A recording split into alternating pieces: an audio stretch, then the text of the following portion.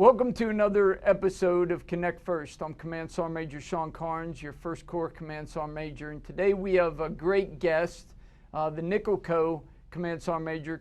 Major Tammy Everette. So please introduce yourself to the audience. Thank you, Sgt. Major. I'm Sgt. Major Tammy Everette. I'm the Commandant of the Noncommissioned Officer Leadership Center of Excellence and the Sergeant's Major Academy at Fort Bliss, Texas. Awesome. So, you know, back in the day, we all remember it as USMA, Yeah. right? Now it's called NCoE. Can you kind of explain how that changed and then some stuff that falls beneath NCoE now?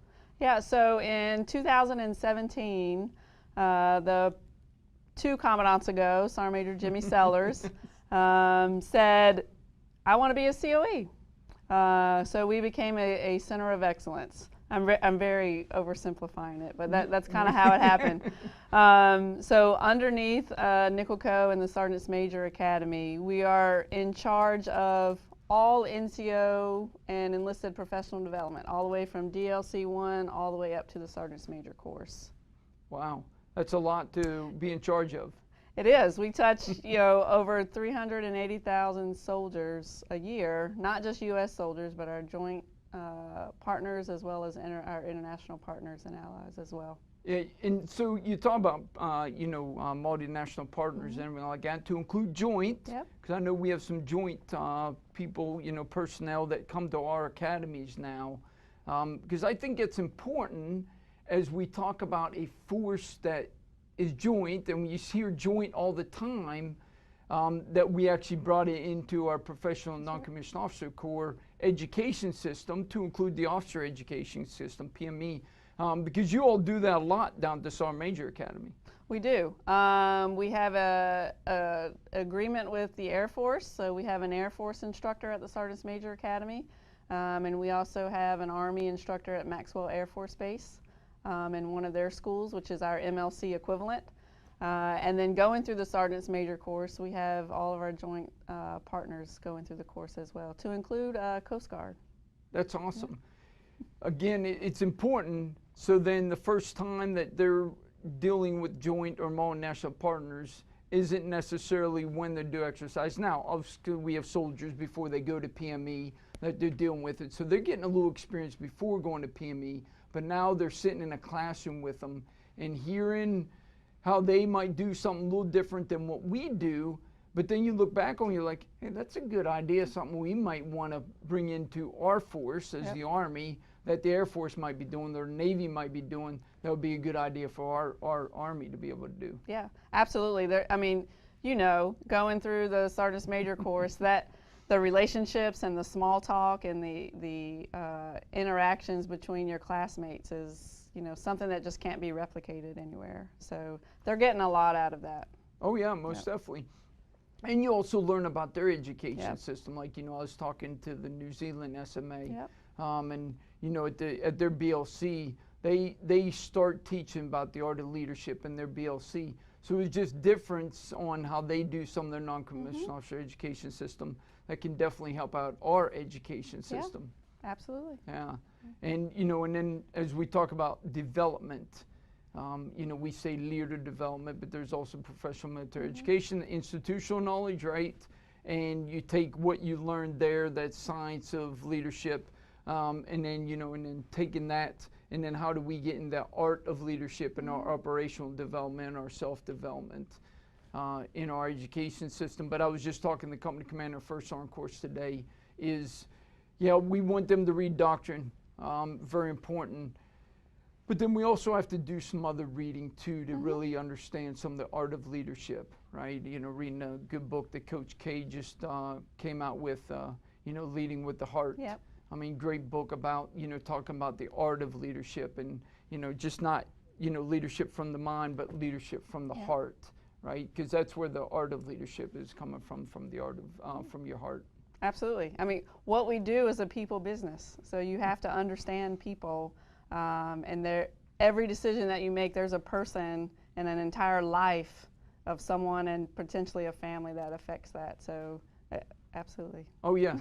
And even though we, people first, because that's our #1 priority here. Because everything we do, whether it's maintenance in a motor pool, whether it's driving a vehicle, there is a person behind that.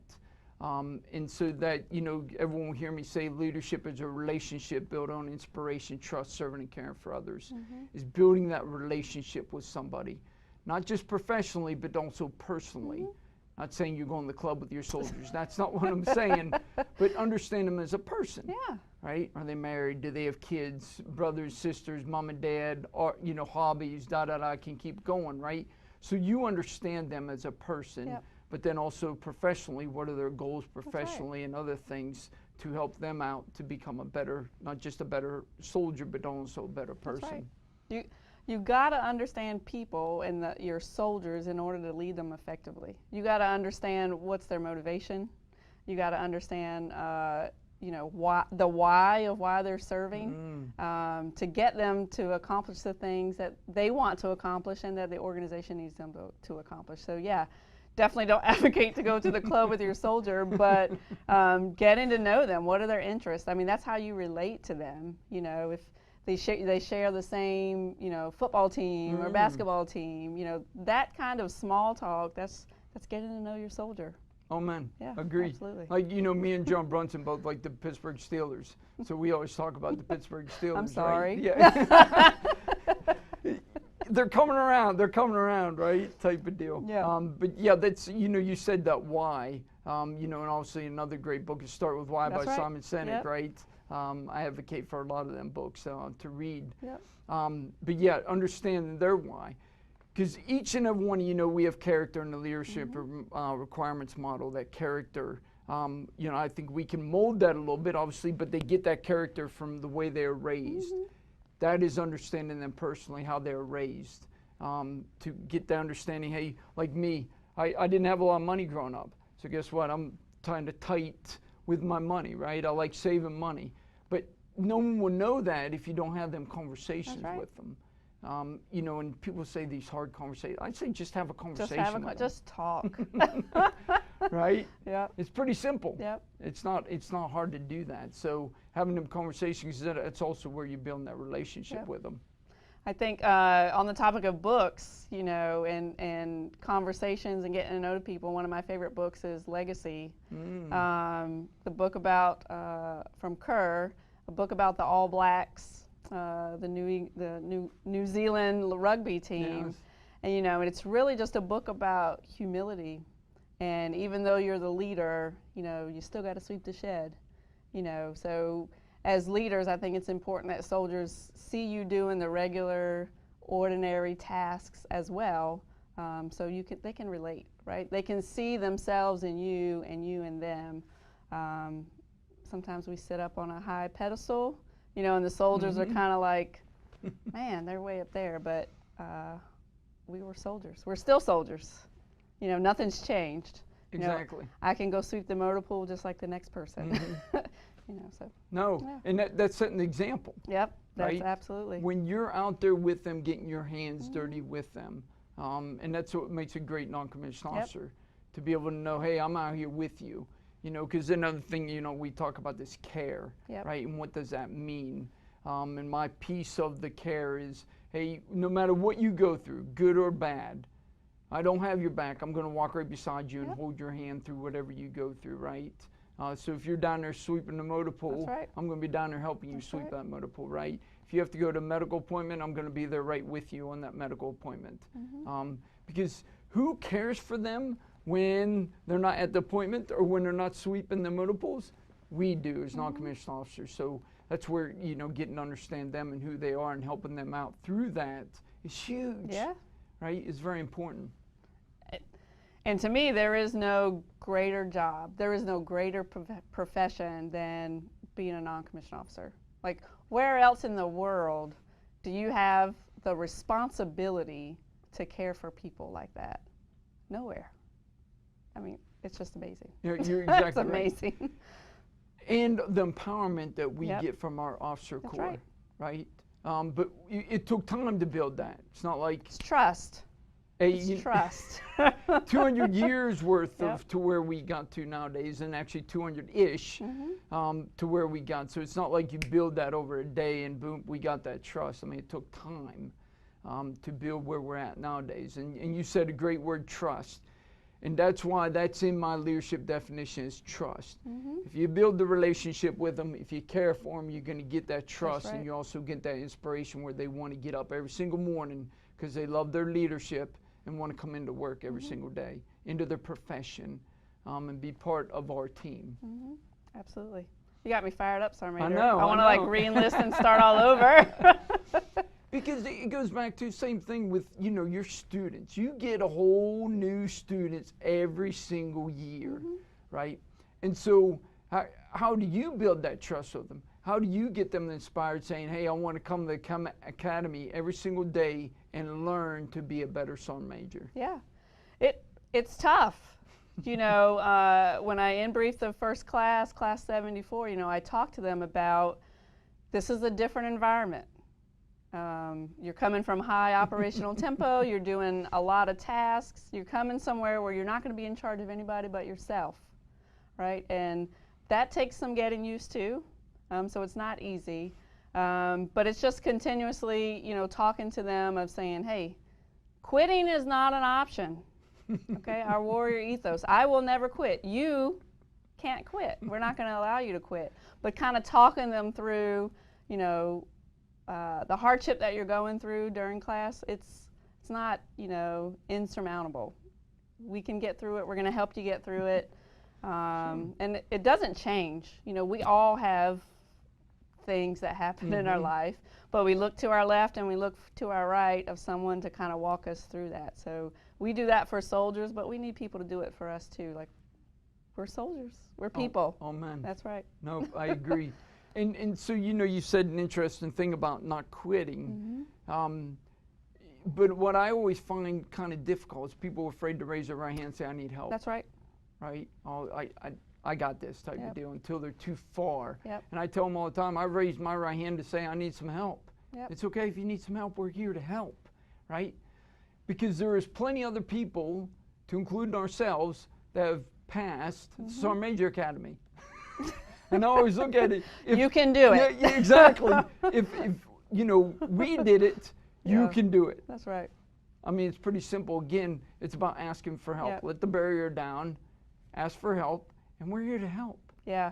We have the great, what class were you? 63. Oh, all in. I did distance learning. I was deployed in 173rd, so I did non-residence course. But yeah, so I got all the videos and everything else that went with that to watch all the all-in stuff, yes. Yeah, so when we went through, we didn't have this thing called Senior Leader Sustainment, but we do now. And it's our version of H2F. So we have with us, you know, we don't own them, they're on borrow from the hospital, but, you know, occupational therapists, dietitian, nutrition, physical therapists, kinesiologists, behavioral health. We have all that right there, so that way we can limit the downtime in the classroom. It's very easy for students to just walk in there and say, hey, I need to talk to somebody real quick. I mean, it's amazing. And just having the proximity there, I mean, it gets utilized. Oh, you know, because students can just walk right in there without fear of anything. So it's great. We really trying to change the culture at the Sergeant's Major course to say, hey, if you need help, it's all right. We all need help at some point in time. It's okay. Go there, get the help that you need, because you know when you graduate, you're going to hit the ground running. There's an expectation in the force when they get a Sergeant's Major course graduate of all the things you're going to do, all the greatness you're going to do. So take care of yourself now. Exactly, right? Yeah. And I love how you all set up the Corps Compass mentorship. Yeah. For them, you know, I've mentored one last cycle and I have two this cycle. Yep. I think that is very beneficial to give them an understanding, because you're getting it from the ground truth. Hey, we've done the Officer Major job, battalion, brigade, and so on, and give them the ground truth, what to expect, hey, what does an ops sergeant major look like, all that kind of stuff. I think it's very beneficial that you all set that up. Yeah, this, as you know, this is the second year doing that, and we doubled participation, still a voluntary program with the students, but we've doubled the participation from 73 to 74. But great feedback from the students. I mean, they just love being able to talk to someone that they particularly don't know, and that is just, you know, giving them guidance and mentorship, and they're just sucking in all the information. Like, they love it. And I'm really grateful for sergeant majors like you that are volunteering your time to do it. Oh, of course. Yeah. I think we have to give back. I mean, they're the future us. That they right? are. Absolutely. So if we don't mentor them, I mean, you know, what are we going to get in the future? So I think it's very beneficial to mentor anybody to help them out.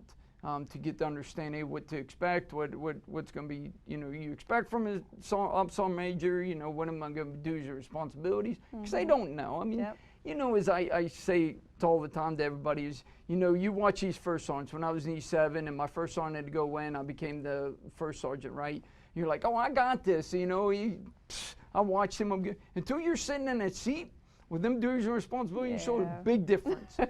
Now with their mentorship program, we're actually teaching some of that stuff that's going to be on their shoulders before they're sitting in that seat. Yep.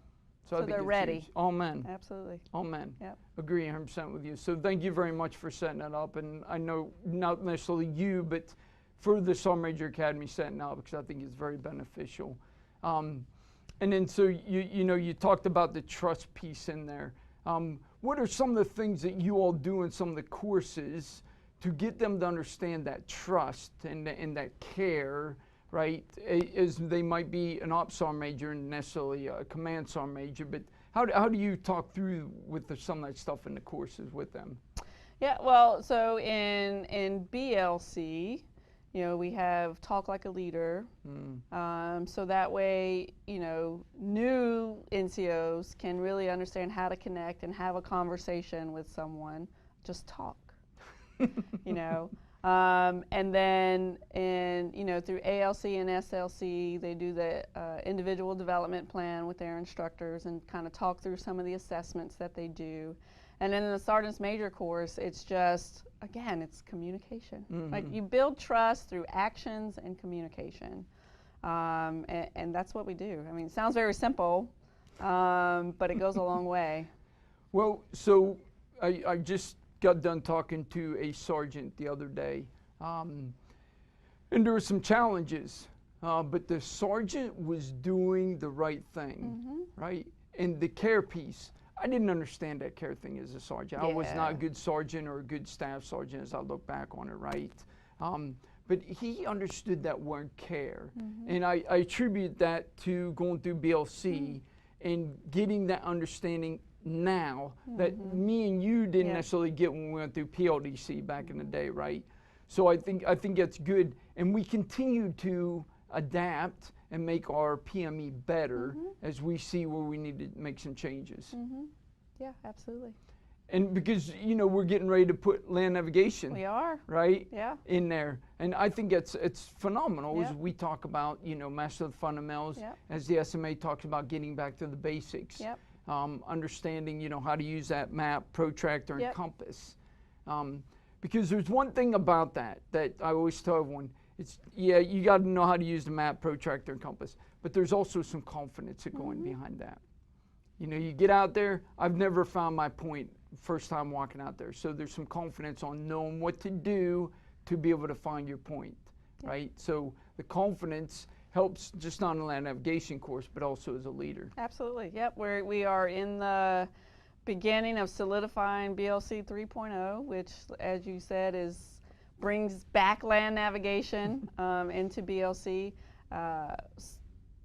Most of the NCO academies have been doing it. The ones that have, you know, GPS devices, we've ordered them and they're out there now. So we're on the final stages of solidifying the POI, and then once that gets approved, then everyone will be doing it. But you're absolutely right. It's mastering the fundamentals. It's getting back to the art of war fighting, which is one of the chief's 4 focus areas. And the focus area that TRADOC is responsible for is strengthening the profession, right? And we strengthen the profession through our NCO PME, through validating warfighting tasks, and then training and educating our future and current non-commissioned officers. No, I think that's great. And what I've also, been communicating to everybody is, hey, there is training that should be being accomplished at the operational development before I come to PME, right? So when I went to PODC back in the day, and you told me to get out and do a then PT formation, now ACFT, right? But PT formation I knew how to do that. Drill and ceremony, I knew how to do that because I was taught that in the operational development. So what, is getting them to understand, hey, PME is going to teach you some stuff. But operational development don't mean stop. That means there's some pre-training that you should be doing. And then there's continued training as operational development after I come out of BLC, I come out of ALC and SLC. So, NCO PME, TRADOC, we validate that the operational force is doing all the things, or the Army, because it's not just the operational force, are doing all the things that they're supposed to do. And all it's doing is it's putting the spotlight back on the non-commissioned officer. We are in charge of individual training, individual crews and teams. It's putting that back on there. So you and we went through PLDC, so our team leader, squad leader, they knew all the tasks taught in PLDC. So you know what? They were going to make sure we were ready. So they walked us through the extended rectangular formation. They let us do land navigation and taught us to make sure we were good to go. They made sure we could pass the APFT. All of those things, that's what we're trying to make sure that our NCOs do. And put it on the training schedule. You got your team, and you're like, okay, this 6 to 8 week training schedule, we got to put in some time so that way I can train, Specialist Everette on, how to conduct PT or PRT, right? Just put it on the training schedule and then, plan and resource it appropriately and then go execute it. So it's just re-emphasizing the role of non-commissioned officer. It's so important. Oh man, agree 100% with you. Because we're responsible for that training, right? Because we should have mastered the fundamentals, master our craft. Now we're the master trainers. That's right. Right? And that prep beforehand, that's where them team leaders now, that's that sergeant and that staff sergeant that's on first class at that platoon level is responsible for some of that operational development to get him or her ready to go to their first PME, right? If you are on my team, and I don't care what echelon it is, you're going to be on the best team possible, right? And I'm going to do everything that I can to make sure my team is trained, regardless of the task. So it's that ownership and it's the pride, in your organization and just being an NCO. Go through the NCO creed. I mean, I want non-commissioned officers to feel that when they say that. I want them to understand what that means. And most importantly, I want them to execute it. I mean, it's so powerful. Now you're talking my language. Yeah, it's so powerful. That's speaking from the heart right Heck there. Yeah. When I take pride in that. I mean, perfect example, if we go and someone would fail BLC when they came back, you're held accountable for that. Heck yeah. And you felt like dirt. Heck yeah. Well, it's a failure. Yeah. Right? So if my soldier fails, I mean, that's a failure on me. That's a leadership failure on me. Even if I'm a battalion or a brigade sergeant major, I'm going to make sure all my soldiers that are going to BLC are ready. And they're not going to fail. Because if I have to put that on my shoulders, then guess what? I'm going to do it by reinforcing all the things, at the sergeant level to make sure all the NCOs between the soldier and me are doing all the things that they're supposed to do. I mean, it's the pride in the patch that you wear, and it's the pride in, the rockers and the chevrons that are on your chest. Yeah, there you go. There is nothing better. I know. Yeah. You got me fired up. You got me so fired up right now. We're both fired up now. I like this. Hey, I appreciate our conversation today. This was great, and thank you for coming to JBLM to be able to be on the episode of Connect First and bestowing your knowledge on our audience is amazing. So I'll give you last closing comments to our audience. just thank you for giving me the time. It's been a great visiting the NCO Academy here. It's a little bit colder here than it is in El Paso, but just thank you. The team's been very welcoming, and I really appreciate your time. Of course, thank you very much, and thank you very much to the audience for turning into another episode of Connect First, so thank you very much. Hey, thanks for tuning in to Connect First podcast, where we discuss leadership at its core. You can find Connect First on all your major podcast streaming platforms. Follow First Corps on Facebook, Twitter, and Instagram for information on upcoming episodes, as well as all things First Corps. Rate, review, and subscribe to us on YouTube and click that notification bell so you'll know exactly when we drop a new episode. Till next time.